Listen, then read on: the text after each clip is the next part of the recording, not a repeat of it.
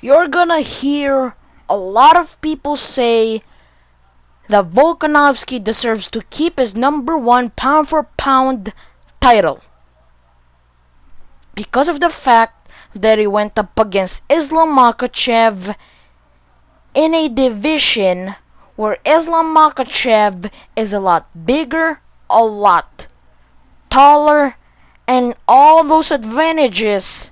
Despite those advantages, he comes out with a close decision. He managed to make it a close fight against Islam Makhachev, despite all those advantages. Despite he's smaller, he's shorter, he's going up a weight class, right? And he deserves to keep his number one pound for pound ranking. I disagree.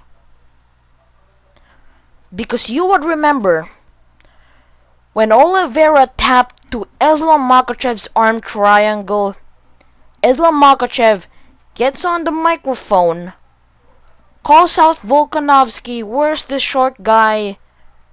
Bring his ass in here." Volkanovski gets in there and he says, "Great idea. Pound for pound number one on the line, lightweight belt on the line, let's go." If Volkanovski wins, he becomes champ. If Islam Makhachev wins, he becomes number one pound for pound in the world. We agreed upon this. We like this idea. Because we know how much champ means to Volkanovski. That he keeps that moniker of the great and make it even greater. He wants to be Alexander the Greatest. And we know how much that pound for pound number one means to Makhachev. He wants to be the best in the world, the best in the business, just like Khabib. Just like guys at AKA, like Cormier, Cain Velasquez. And all this meant a lot to Islam Makhachev. It means a lot to him. He goes out there, he wins against Volkanovski in Australia.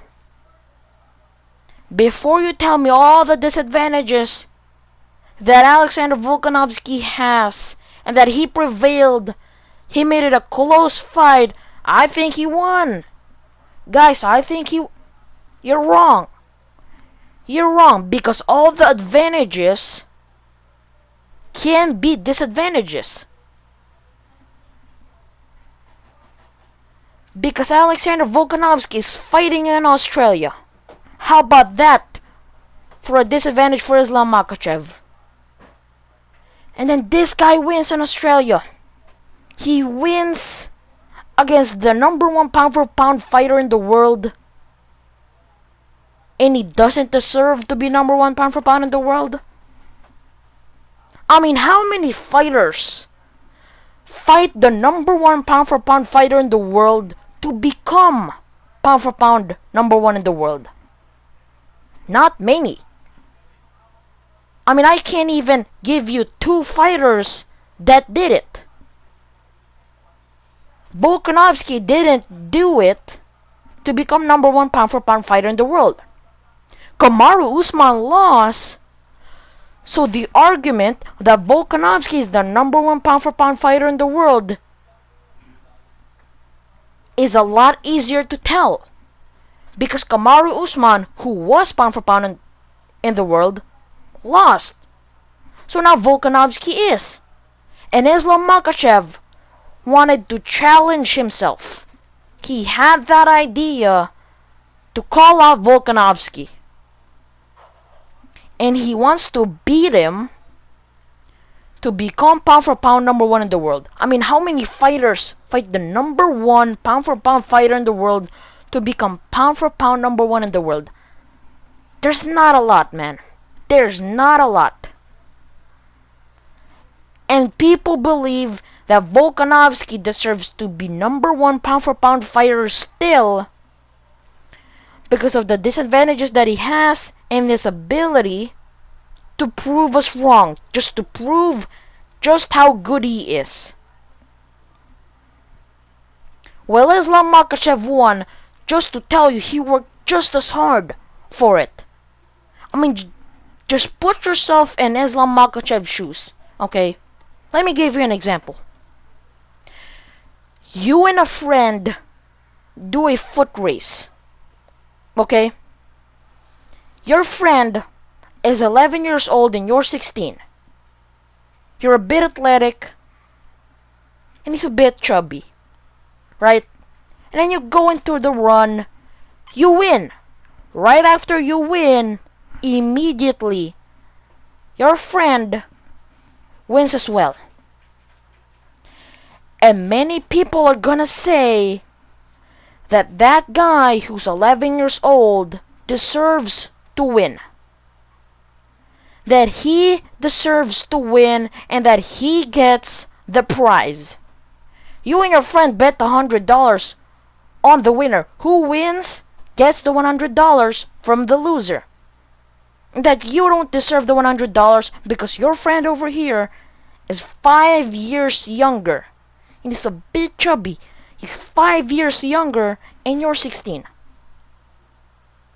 And he was close to winning. He deserves to get the $100 from you. I mean, just how ridiculous is that? That he deserves to keep his $100. I mean, that's ridiculous. You won the foot race. That 5 years younger disadvantage can also be an advantage. Volkanovski's disadvantage, these so-called quote-unquote disadvantages, are also advantages. People are gonna say that him being shorter, him being smaller is such a disadvantage. But when he's moving in and out, that's credit to his small size. You know, he can just move in and out. That he's hard to catch because he's really small. But when he gets taken down, the narrative will be, oh, he's too short. He can get easily taken down. That is such a disadvantage. He deserves to keep his #1 pound for pound ranking in the world. I mean, that is ludicrous. Because Islam Makhachev won fair and square. He won fair and square. No argument over here. And he doesn't get to get that #1 pound for pound ranking. The thing that he's been working very hard for. He didn't just defend his title and wait for Volkanovski to not become pound for pound #1 so that he could get pound for pound #1. I mean, he could have done the easy way, which is wait for Volkanovski to lose a fight, so when Volkanovski loses, he is no longer pound for pound. Islam can now be pound for pound. He didn't take the shortcut. He didn't take the easy way out. He wanted to fight the #1 guy in the world to become the #1 guy in the world. And now he does that. Now he's gone through all these killers, including Volkanovski, who's #1 in the world. He works very hard for it. The agreement was winner if Volkanovski becomes champ. If Islam wins, pound for pound #1. He beat the #1 guy in the world to become #1 guy in the world. And people are gonna say he doesn't deserve to get that title. That Volkanovski deserves to stay pound for pound #1 guy in the world. If that's the narrative you're pushing, you're a bit of a dummy.